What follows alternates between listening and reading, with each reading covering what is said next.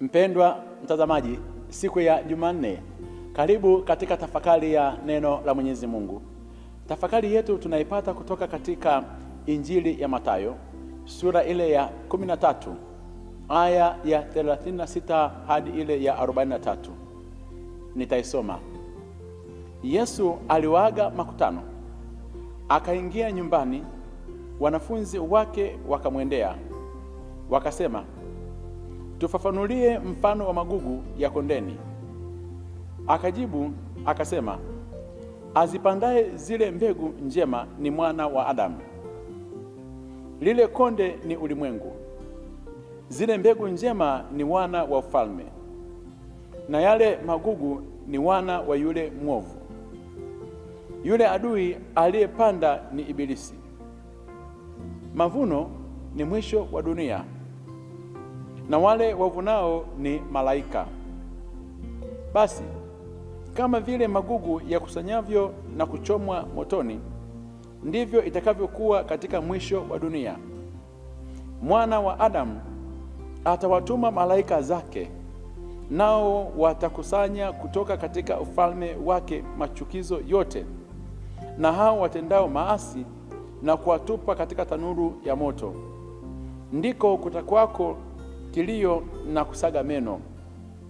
Ndipo wenye haki watakapong'aa kama jua katika ufalme wa Baba yao.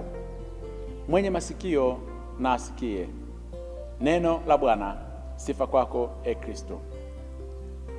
Mpendwa mtazamaji, katika Injili hii ya Mathayo, sura ile ya 13 aya ya 36 hadi ya 43, Yesu Kristo anatoa majibu juu ya kile alichokizungumza katika Injili ya Mathayo sura ya 13 kuanzia aya ya 20 mpaka ya 28, juu ya Yesu ambaye alipanda mbegu njema katika shamba.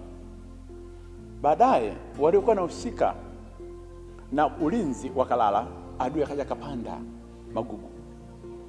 Malaika wakamwambia, tukakate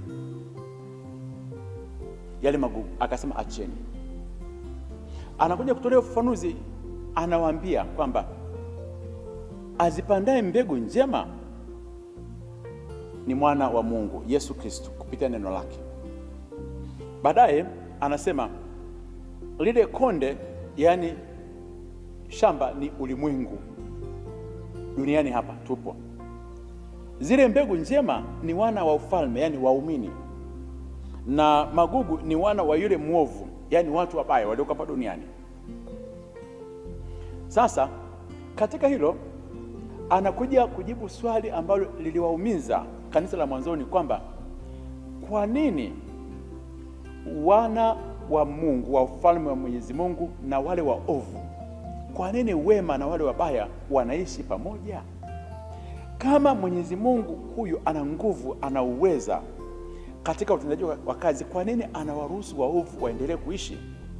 Hapa kuna majibu machache ambayo Yesu Kristo anakuja kuyatoa katika makundi haya, kwamba Mungu yeye amekamilika katika uumbaji wake.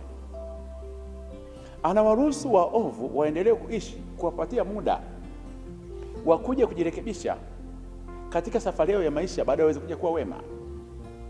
Waumini wajifunze kuishi na watu ambao ni wabaya, wasije wakawatenga, kwa sababu katika ulimwengu huu, kama wewe ni mwema, una mbegu njema ndani mwako, ukue. Hata kama upo kati ya waovu, usije ukajiingiza kwa wale waovu, kwa sababu mwisho wake kuna malipo. Mungu anawajua wale ambao ni waovu, anajua matendo yao mabaya, anajua vile wanavyojishughulisha, anajua uharibifu wao. Na wewe ambaye ni mwema, ubakie kuwa mwema katika safari yako ya maisha. La pili, Mwenyezi Mungu anatuonya katika swala zima la kwanza, kuhukumu. Tunahukumu sana watu katika mtizamo ya nje. Unamuona tu mtu mbaya kwa nje, anaonekana kabisa kama ni mbaya, unamhukumu katika muonekano wa nje. Huyu mtu unayemwona kama ni mbaya sasa anaweza kuja kubadilika, kaja kuja kuwa mwema. Na wewe unayejiona kwamba ni mwema sasa hivi, unaweza ukajikuta katika dakika za mwishoni umeacha ule wema, umekuwa ni mbaya, ukaishia kule ambako ni kubaya. Tusihukumu mapema, tusubiri wakati wa Bwana, kwa sababu kanisani humu kuna watu wengine wanaonekana kwamba ni wema lakini ni wabaya, na kuna watu wengine wanaonekana kwamba ni wabaya lakini ni wema. Matendo yao haya wanayoyafanya, mwishoni huyu Yesu atakuja kutoa majibu.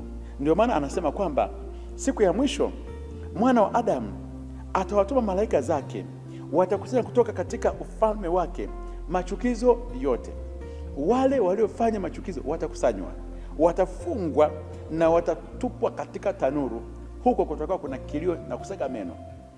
Wale wema ambao walikuwa wanaishi kwa mashaka hapa duniani, wakimsihi Mwenyezi Mungu aweze kuangamiza, kama walidumu katika wema wao, hawakuwawazia mabaya hawa, watang'ara kama jua katika ufalme wa mbinguni. Mwenyezi Mungu atujalie tubaki kuwa wema. Mwenyezi Mungu atujalie tuwatendee mema hawa wabaya, ili na wenyewe baadaye kwa matendo yetu mema wamrudie Mwenyezi Mungu. Na sisi ambao sasa hivi tunaishi katika kumfuata Mwenyezi Mungu, tudumu katika njia hiyo, baadaye tuje tung'are. Akubariki na kulinda Mungu Mwenyezi, Baba na Mwana na Roho Mtakatifu. Amina.